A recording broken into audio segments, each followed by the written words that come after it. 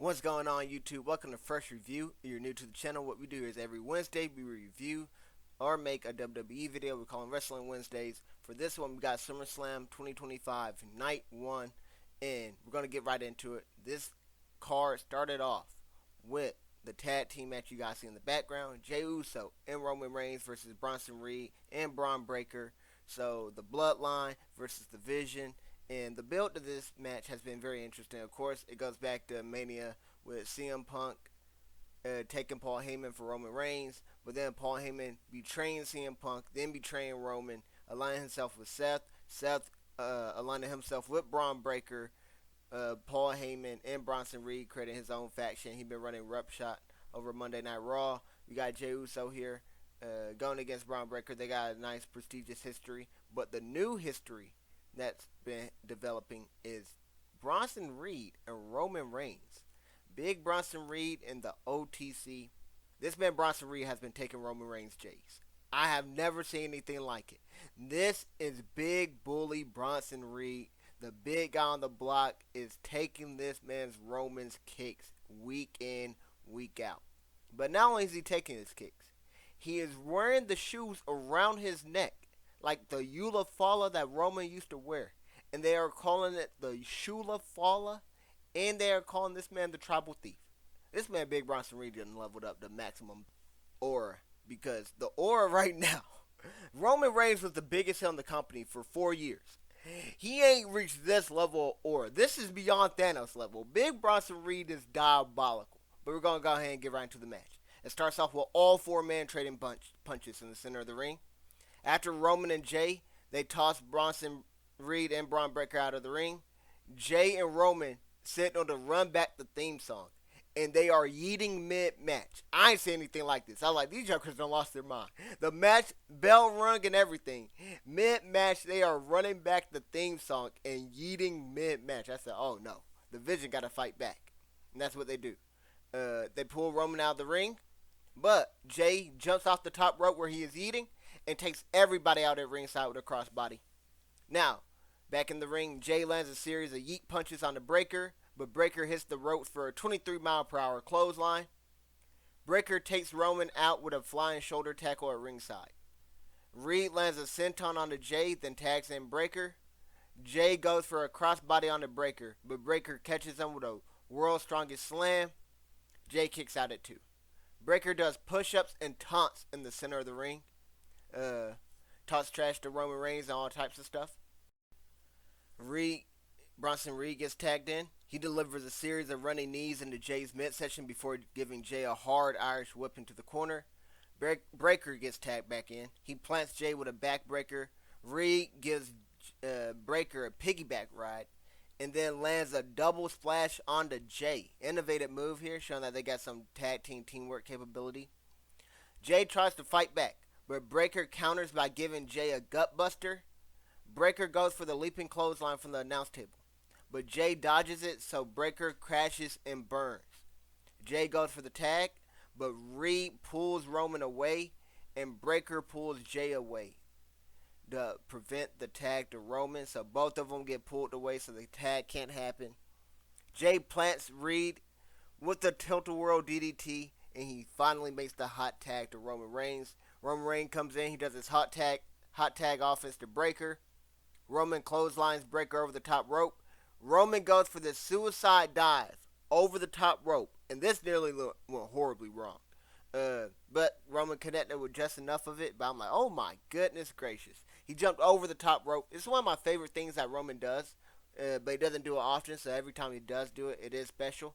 I don't think Roman's doing this move for another couple years. I won't lie to you, if he ever does it again. But the match continues. Roman Superman punches Reed. He gives a Superman punch to Breakker as well. Reed makes a sneaky tag in where Roman didn't see it, and he takes out Roman with a senton. Jey makes a sneaky tag onto Roman, and then Jey starts his hot tag offense onto Bronson Reed. Reed ends Jey's offense with a clothesline, followed by a Death Valley driver for a 2 count. Bronson Reed connects with a suicide dive onto Roman and Jey at ringside. Another awful looking landing. Big Bronson Reed's too big to be doing this. One moment, somebody's at the doorbell. I hope it's not Big Bronson Reed. Please don't take my shoes. Alright, but I'm back. And after that awful landing, everybody gets up, they're good to go. Match continues. Braun Breaker super clothesline Roman over the announce table, where he leaps off of the apron and then clotheslines somebody over the announce table. He did that to Roman.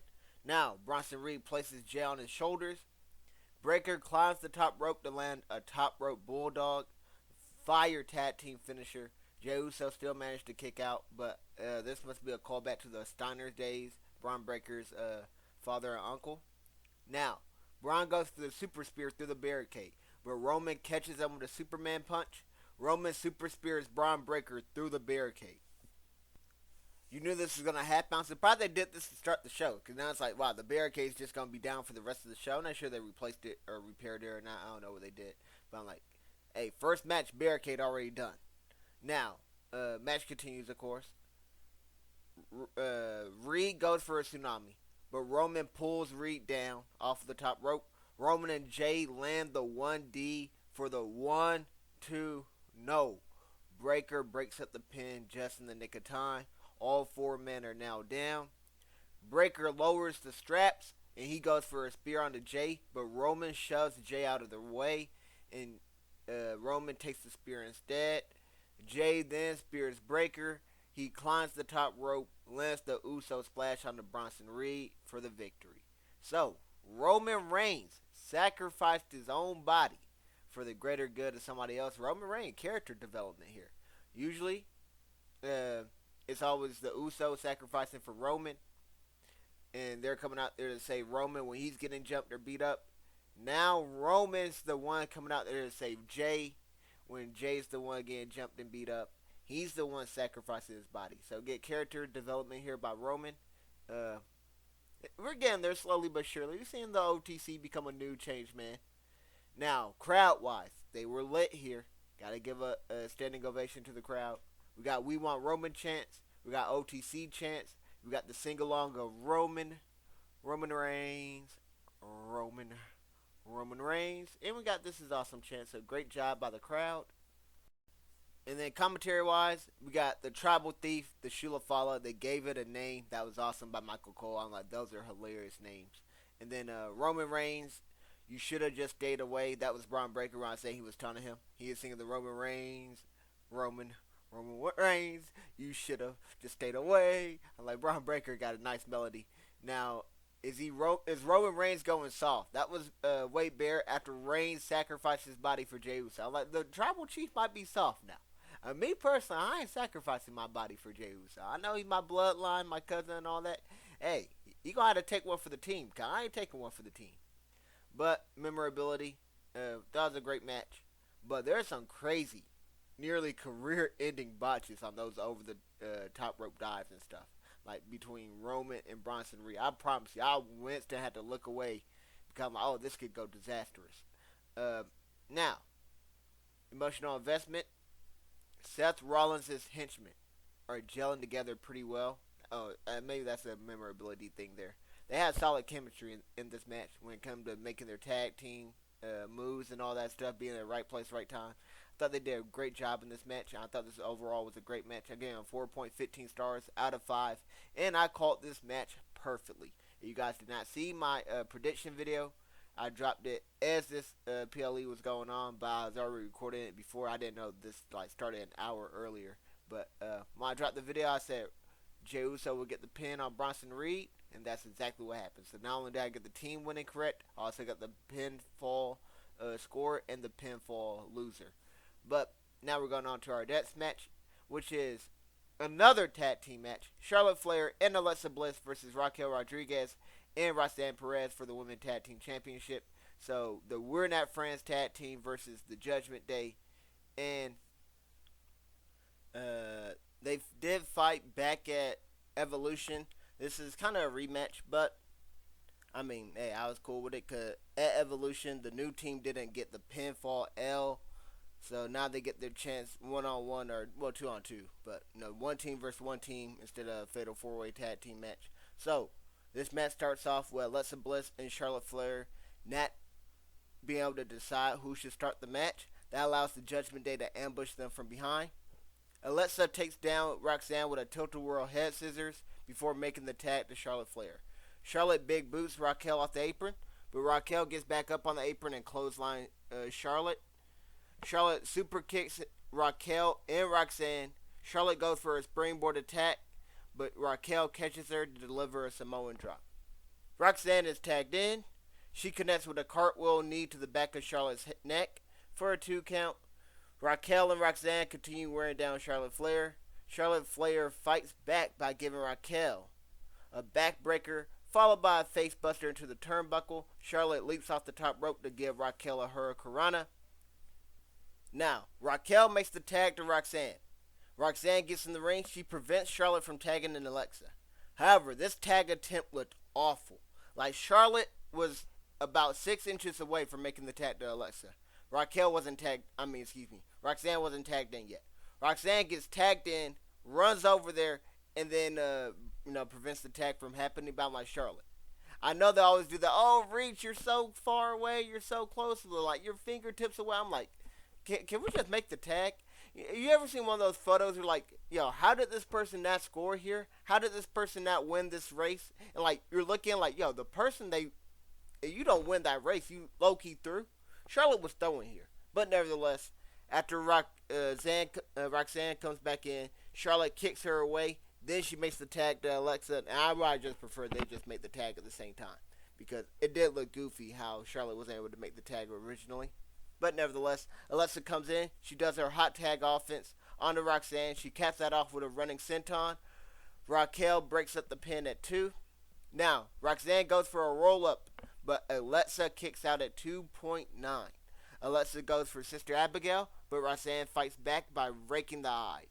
Roxanne goes for her patented springboard moonsault, but Alexa rolls out of the way. Raquel tags herself in. Alexa plants Roxanne with a DDT, then goes for Twisted Bliss, but Roxanne gets her knees up. Raquel then drops Alexa with a clothesline and goes for a pin, but Alexa kicks out at 2. Raquel tags in Roxanne, and they deliver 2 Irish Whip assisted splashes onto Alexa in the corner. Then they follow that up with a big boot plus a Russian leg sweep combo. That was a unique tag team offense. Alexa kicks out again at 2. Raquel gets tagged in. She goes for a torture rack attempt to Alexa. Alexa escapes and tries a sunset flip powerbomb. Raquel stays standing and tries to elbow drop Alexa, but Alexa dodges. She rolls out of the way. Raquel still manages to prevent the tag to Charlotte though, and she tags back in Roxanne Perez. Alexa and Roxanne drop each other with a face buster, then make the tags to their partner. Charlotte delivers a double crossbody from the top rope onto Raquel and Roxanne. Charlotte gives Raquel a dozen of chops, then goes into her patented hot tag offense. Charlotte lines up Roxanne and Raquel, lays them side by side, climbs the top rope, and lands a picture-perfect moonsault onto both of them. Raquel kicks out at 2.99. Now, Charlotte goes for the figure 8 onto Raquel, but Roxanne breaks it up with her patented springboard moonsault. This time she does connect with it.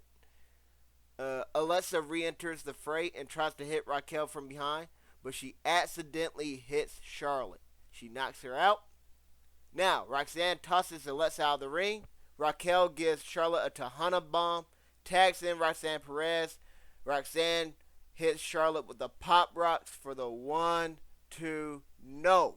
Alexa Bliss breaks it up at 2.99. Alexa drags Charlotte over to the corner, tags herself in. Roxanne goes for a roll-up, but Alexa kicks out. Roxanne goes for pop rocks, but Alexa strikes with a right hand, and then she goes for Sister Abigail. Raquel re-enters the fray, but Charlotte big boots Raquel.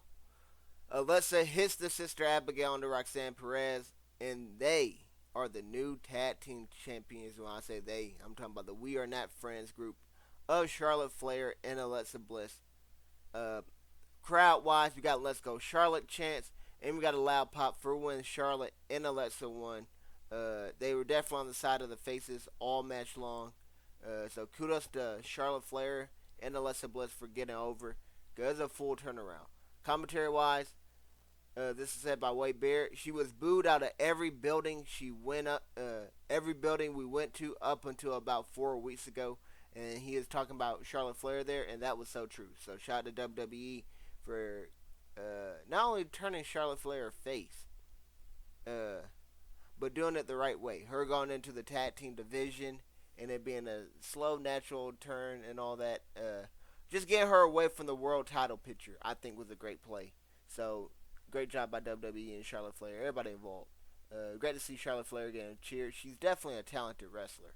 I never took anything away from her wrestling wise. I just feel like she's in the title picture way too much and had way too many title reigns. It doesn't really make sense for her to have 14 and the next closest person, like what, Becky and Trish, I think, was 7. That's nonsensical in my opinion. But more commentary about Wade Barrett. Born with the gifts that cannot be manufactured. Wade Barrett's glazing. You thought I might just glaze the queen, Charlotte Flair. Wade Barrett, born with the gifts that cannot be manufactured. That is high praise. And then the friendly fire moment.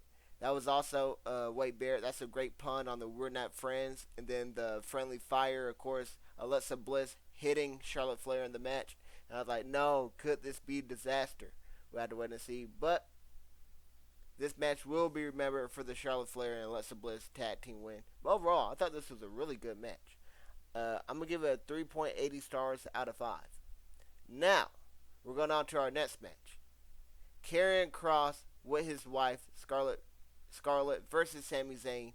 Now, Karrion Kross got back-to-back PLEs matches, right? And now he's no longer in the company. I'm going to reserve that. Let's go ahead and recap the match first. Now I'll talk about Karrion Kross a little bit later. But they did fight earlier at Night of Champions, I believe it was, or Clash of Champions, whoever one it was. They fought at that PLE. Now they're fighting again here at SummerSlam. And Sami won that one. Kross is looking to tie it up. And they had some stipulations here. I think it was like Kross would have to admit Sami was right or something like that. I don't know exactly what it was. I don't think Kross even showed up on the next Monday Night Raw, so Kross ain't admit anything. But let's go ahead and start talking about the match. And Sami and Kross start the match off by exchanging strikes. Sami clothesline Kross out of the ring. Sami goes for a springboard moonsault off the apron, but Kross yanks him down. Kross tries to Irish whip Sami into the barricade, but Sami leaps onto the barricade, then lands a moonsault on the Kross. That was a very creative spot. Great counter there by Sami. Looked very cool. Back inside the ring, Kross slams Sami down and gets a 2 count. Kross suplexes Sami for another 2 count. Sami lands a double axe handle from the top rope. I could not believe this move actually hit. You almost never see this move actually connect. It's like they just go up to the top rope, they jump off with their hands in the sky, leave their whole entire body open, and just get gut punched or something. Kick to the stomach, anything. But actually connects here.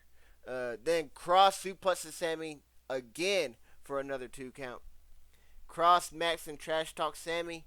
Sami fights back and does the trash 20 punches in the corner. I promise you I hate this move when Sami does it, but the crowd loves it, so I guess I'm an odd man out. But he gets on top of his opponent in the corner and then throws those punches. We're like, when they throw 10 and the crowd counts, I think that's cool. But once Sami gets to 10, he throws 10 more. It was like 11, 12, 13, 14. They're just rapid fire. They look awful.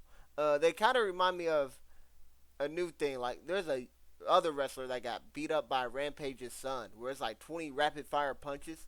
If there was 20 real rapid fire punches, they would do damage. These Sami Zayn punches do no damage, right? Like, he needs to go upgrade his character build. His attack power is far too low. Now, he does these 20 trash punches or whatever. Then he goes for the blue thunder bomb. But Kross reverses and lands a Saito suplex for a near fall. Now, Scarlett hands Kross a steel pipe. As Scarlett then goes on to distract the referee. Sami evades the steel pipe strike from Kross. Then Sami does connect with a blue thunder bomb, but this gets only a near fall. Now the pipe is still there, but I guess nobody sees it. Well, the referee at least doesn't see it. Sami starts mauling Kross in the corner until the referee has to separate them. Scarlett offers the steel pipe to Sami. Sami grabs the pipe, and then he considers hitting Kross with it. Sami throws the pipe down. Kross goes for a roll-up pin, but Sami kicks out at 2.9. Sami exploder suplexes Kross into the corner.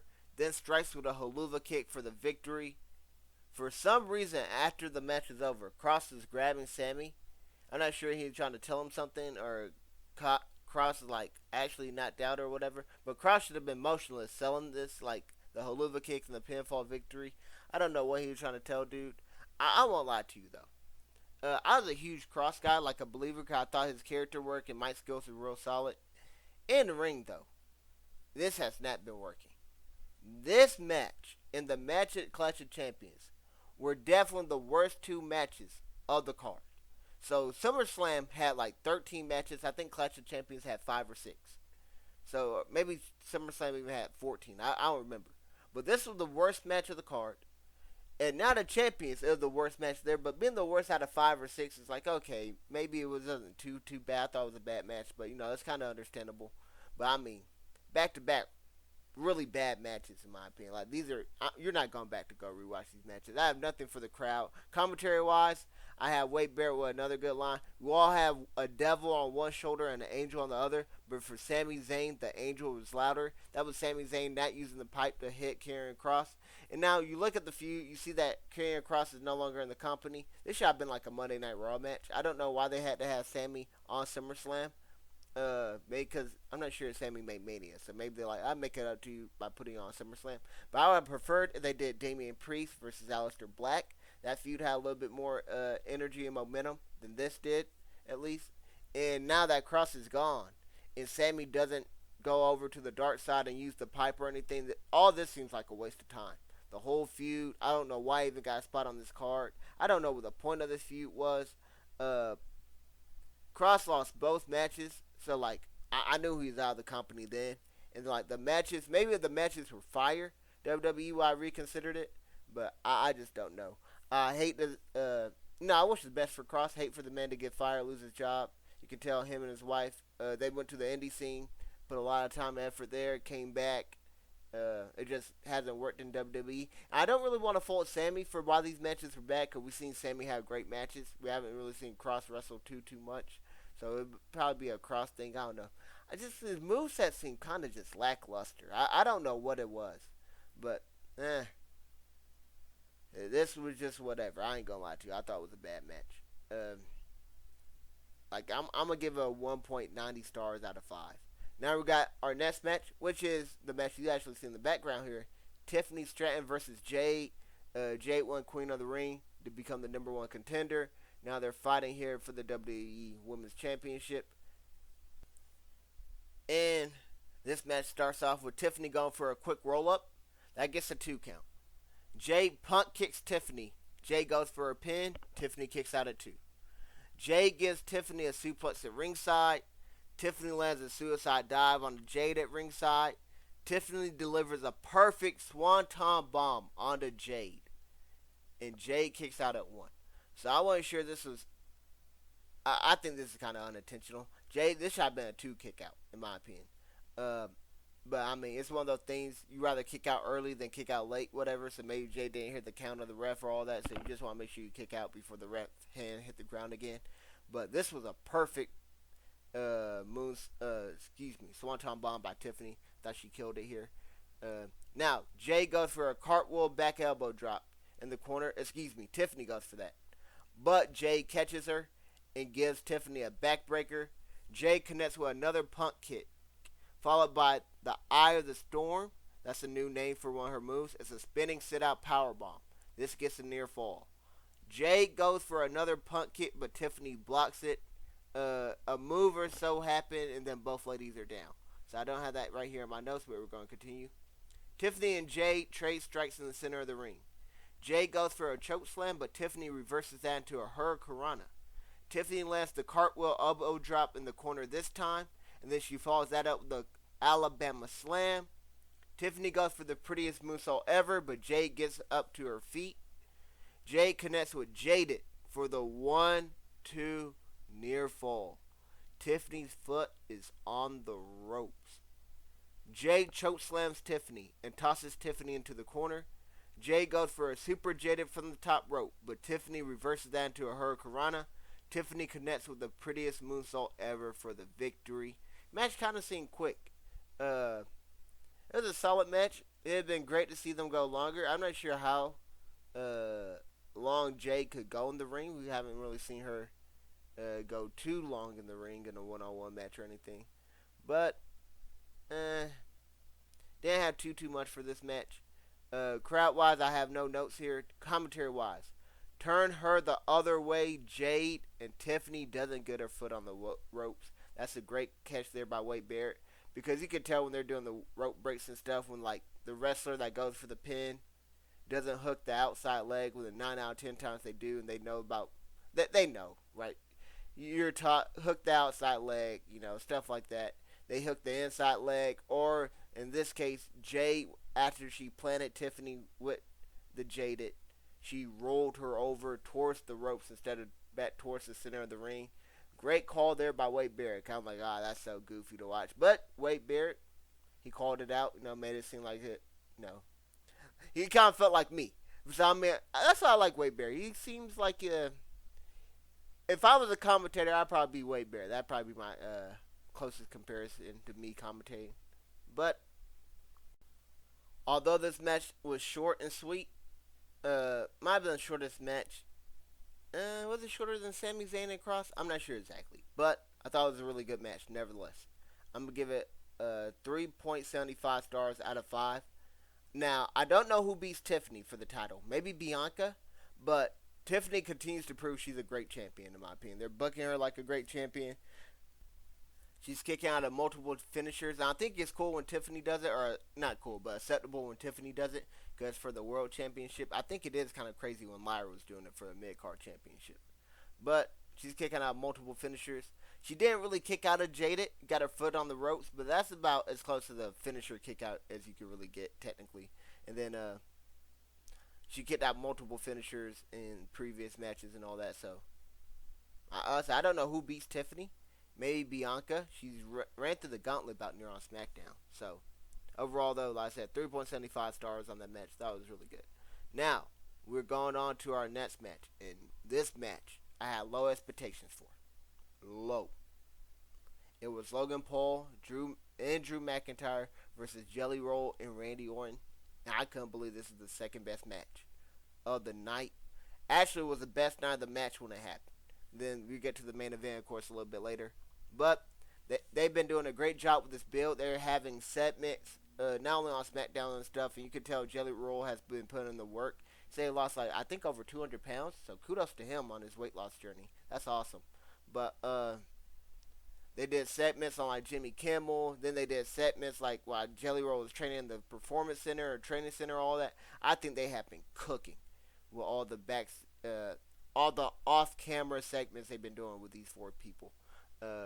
Going viral with it, right? Because Jelly Roll and Logan Paul, of course, have great pull outside of WWE, because they're famous for other things as well.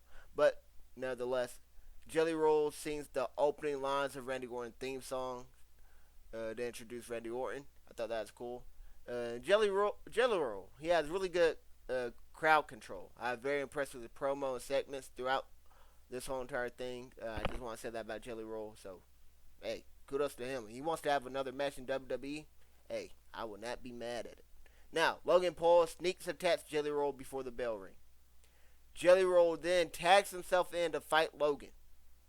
Logan tries to T-bone suplex Jelly Roll, but Jelly Roll is a little too heavy. Jelly Roll scoop slams Logan, does the Ric Flair strut, followed by an elbow drop. This gets a 2 count. I'm like, the big boy is moving. Out there moving and grooving. Love to see it. Now, Logan tags in Drew. Jelly Roll goes in to tag Randy, but Drew smacks Jelly Roll in the back of the head. Now Jelly Roll is mad. He's about to go fight Drew, but he's like, I probably shouldn't do this. He had second chances when he got right in Drew's face, but then Drew drops Jelly Roll with a Glasgow kiss headbutt. Drew chops Jelly Roll in the corner. Drew then tags in Logan, and they double suplex Jelly Roll. Logan lands the split leg drop for a 2 count. Logan beats up Jelly Roll in the corner before tagging in Drew. Drew cheap shots Randy off the apron.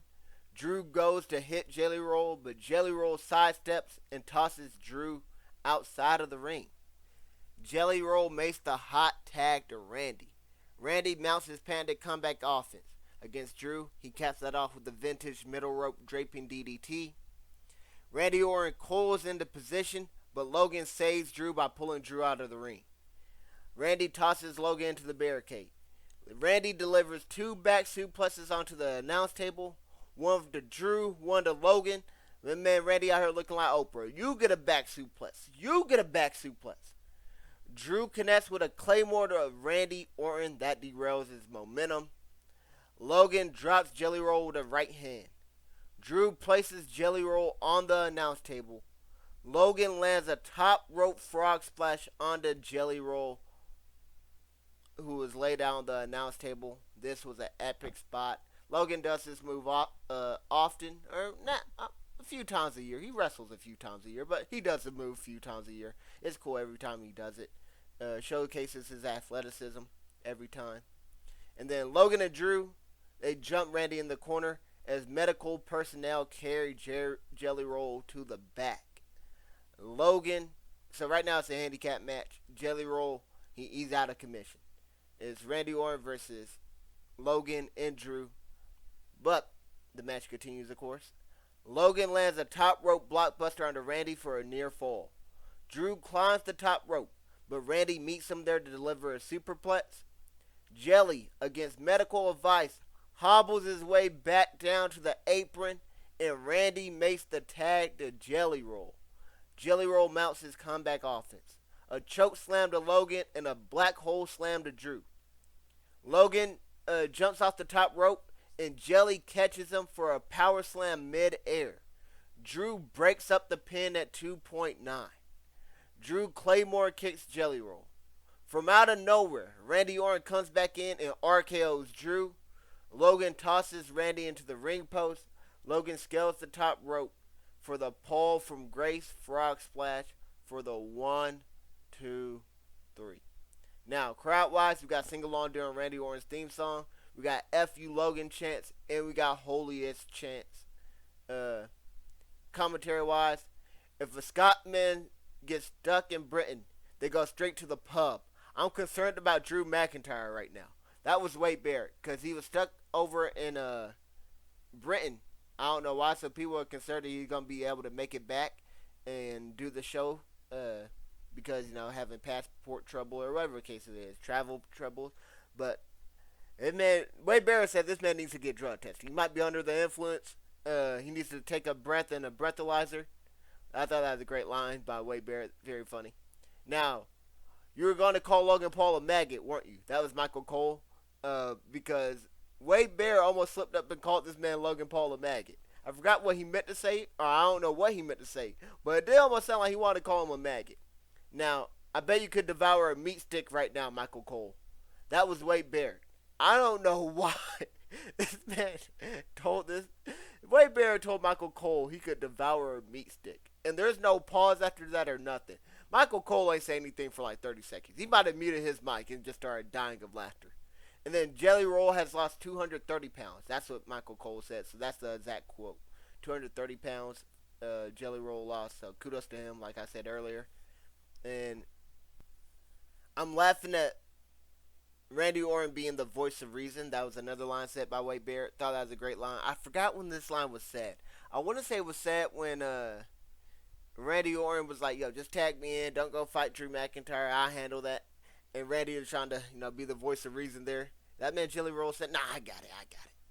And then I hear voices and they say you're screwed. That was a great line there by Drew McIntyre when he was beating up Randy Orton when it was 1-on-2. And then Jelly Roll's brain just turned to jelly. That was Michael Cole after the Claymore connected. Then he's a glutton for punishment and he's moving like the Walking Dead right now. That was Wade Barrett when Jelly Roll was hobbling back towards ringside. And then the jelly to belly slam. That's what he called one of Jelly Roll's moves. So I thought it was that Michael Cole, by the way. So I thought commentary-wise, they had a lot of great lines here. Memorability, Jelly Roll with an incredible performance. What a wrestling debut this was for Jelly Roll. Now, I wanted Jelly Roll to win, but Logan and Drew got the much-needed win as heels that are going to be in the company long-term. So great job to Jelly for putting over Logan and Drew. Great job here. Because a lot of these celebrities want to come here and get the victory and all that. Jelly Roll taking the L here. He looks strong, though. You feel me? They booked him strong. Right? You got to make him look strong, in the words of Vince McMahon and all that. So that's what they did here. He took the pin. That makes Logan Paul even more of a heel. I'm a true fan. Jelly Roll's a true fan. If I was in WWE, I would take the pin as well, personally, to put over the long-term talent. Unless I'm facing like Austin Theory or something. I got to beat Austin Theory. I can't lose to him. But nevertheless, I thought this match was amazing. I kid you not. My expectations were blown out of the water. I'm giving this match a 4.55 out of 5. Amazing job by all 4 people involved. Now we're going on to our next match, and that is CM Punk versus Gunther. And this was for the WWE World Heavyweight Championship. Now, Punk qualified for this by winning the gauntlet. A gauntlet match where he came in last and then just beat a Braun Breaker that had to beat like 3 other people and was in the match already for 30 plus minutes. That's a different story.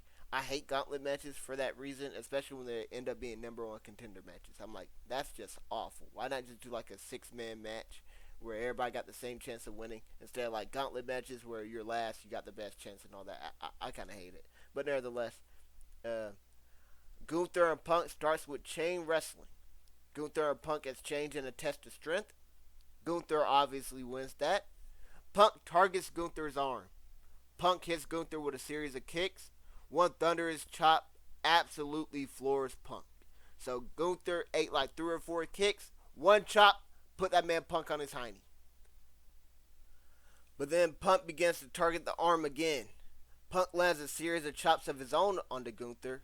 Punk goes to the top rope, but Gunther chops Punk in the hamstrings. Gunther then proceeds to chop Punk everywhere. Head, shoulders, knees, and toes. Hit that man with a chop of every body part. Punk tries to fight back, but Gunther derails his momentum with another vicious chop. Gunther locks in an abdominal stretch. Punk escapes that and goes for a GTS. Gunther avoids and delivers a big boot to Punk. Punk and Gunther exchange strikes in the center of the ring. Gunther Irish whips Punk into a big boot. Gunther chops and big boots Punk while he's tied in the ropes. Gunther taunts and mauls Punk. Punk fights back with a barrage of strikes. Gunther drops Punk with a chop to the throat. Gave that man a throat chop. I said, oh my goodness, right in the Adam's apple? Goodness gracious. Now, Gunther applies a chin lock and begins to trash talk CM Punk. Punk goes for a GTS, but Gunther escapes yet again. Punk lands an atomic drop and goes for a sharpshooter, but Gunther escapes that and applies a sharpshooter of his own. Punk reverses the sharpshooter into a figure 4 leg lock. Punk then turns that into a sharpshooter submission of his own. Amazing transition. Gunther crawls his way to the ropes. Shout out to Gunther here for not tapping out in 3 seconds. Now, Gunther German suplexes Punk. Gunther and Punk trade strikes in the center of the ring. Punk wins the exchange and mounts his patented offense. Punk goes for the running knee strike in the corner, but Gunther catches him and delivers a power bomb. Great counter, but the power bomb did look it looked a little weak, I won't lie. Had little impact. Punk locks in the triangle submission after the power bomb, but Gunther escapes and lands 2 more chops. Punk delivers a side Russian leg sweep, and both men are down. Punk connects with the running knee strike and a bulldog for a 2 count. Punk slowly climbs the top rope, but Gunther meets him there with a chop. Gunther tosses Punk off the top rope. Gunther climbs the top rope and connects with a frog splash for a near fall. Gunther drops Punk with 2 more hard-hitting clotheslines. Gunther goes for a 3rd clothesline, but Punk counters into a GTS attempt. Gunther catches the knee before the GTS gets striked, and then counters that into another powerbomb. Gunther drop kicks Punk into the corner, then lands another powerbomb, the 3rd powerbomb of the match. Punk kicks out at 2.99. Gunther places Punk on the top rope, then puts his foot on Punk's throat. Gunther back suplexes Punk into the ring post. Gunther climbs the announce table to pose. This allows Punk to yank Gunther's leg and causes Gunther to crash and burn. Gunther has been busted open. Now this spot didn't really make too much sense. I remember I saw this thing where John Moxley, uh, formerly known as Dean Ambrose when he was in WWE, but he's at AEW now as John Moxley, where like he took a hurricanrana or something, and that sent him outside the ring, and then the Joker woke. Like next time you see the camera on him, he's bleeding. I don't know how Gunther's bleeding after like getting tripped, and I think he landed. Did he land face first or back first? I can't remember which way he landed. But I'm like, probably shouldn't have been bleeding. Of course, they obviously bladed this spot, and this is how they kind of protect Gunther. But nevertheless, Gunther's busted open now. Punk starts mauling Gunther. Punk lands the running knee in the corner, followed by the top rope elbow drop. Punk lifts Gunther up for the GTS, but Gunther reverses that into a sleeper. Punk escapes the sleeper, then connects with two GTSs back to back to beat Gunther and secure the victory. And Punk is WWE World Heavyweight Champion for the first time in over a decade. Now, we got the actual finish. Seth Rollins, his music hits while Punk is in the ring celebrating. Seth hobbles out there on crutches and tells Punk to enjoy it while he can. Seth turns to leave, but he stops at the top of the ramp. He drops the crutches and grabs the briefcase from Paul Heyman and begins hightailing it down to the ring. Oh my goodness. He runs down to the ring. He assaults Punk with the briefcase. Seth cashes in the briefcase. The bell rings. Seth curb stomps CM Punk for the 1-2-3. And now CM Punk is WWE World Heavyweight Champion. So I remember Seth Rollins, if I'm not mistaken, said CM Punk would never be champion. He kind of lied. CM Punk did become champion. But it's actually more diabolical that you actually let the man have his moment for such a short, brief period of time. And then you end it. That makes sense? Like, that's actually worse than they want to turn this into a triple threat match. Oh my goodness. He did this man CM Punk so bad. Wow, you gotta love it. What a ruse. Shout out to WWE for working us. I did predict this, kinda, in my video in SummerSlam predictions. I said Seth Rollins is gonna cash in on Cody and Cena. I thought they were gonna have, since it seemed like that been the title with the most prestige, have Rollins go after that one. But he went after this one. But ultimately, I was right. I didn't think Rollins is legitimately injured because we never got a timeline for his injury, right? Normally, like, I give you a week, right? I remember Rasheed Rice in fantasy football, and by the way, football is coming up. I can't wait to talk about that. If you want to hear me talk about football, be sure to subscribe. We got a lot of videos coming out every week about football to join our wrestling videos.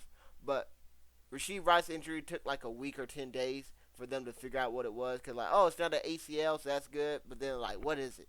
They end up being like an LCL or PCL, I think it was. Can't remember which. But, I'm like, Seth, I give you some time for the update to happen. But they never gave us the update. So I'm like, I don't think he's legitimately injured. And boy, was I right. Now, crowd-wise, we got CM Punk chants. You got You Tapped Out chants. Those were directed at Gunther. And then we got This Is Awesome chants, which I do agree with. Commentary-wise, CM Punk has proven without a shadow of a doubt that he is the best in the world. Thought that was a great line. Michael Cole said, when CM Punk won, he became champion. And then memorability-wise, Punk becoming champion. And then, of course, the cash-in right after. The ruse of the century, they're calling it. I thought this was an amazing match. Very physical.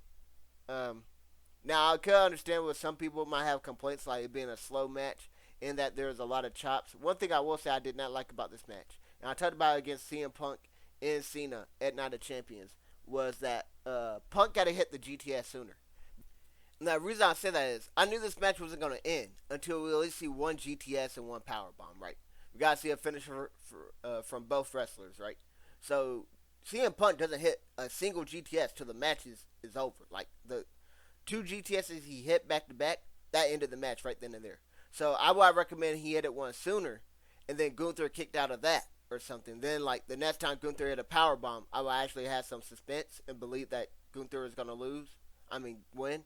But I'm like, Punk will have 5 more power bombs because this match isn't ending until like Punk gets at least one near fall with a GTS. But nevertheless, Punk got the Drew McIntyre treatment. Super over, well-deserved title run. You gonna get it, but you only gonna get it for 5 minutes. Loved it though. Like I said, amazing match.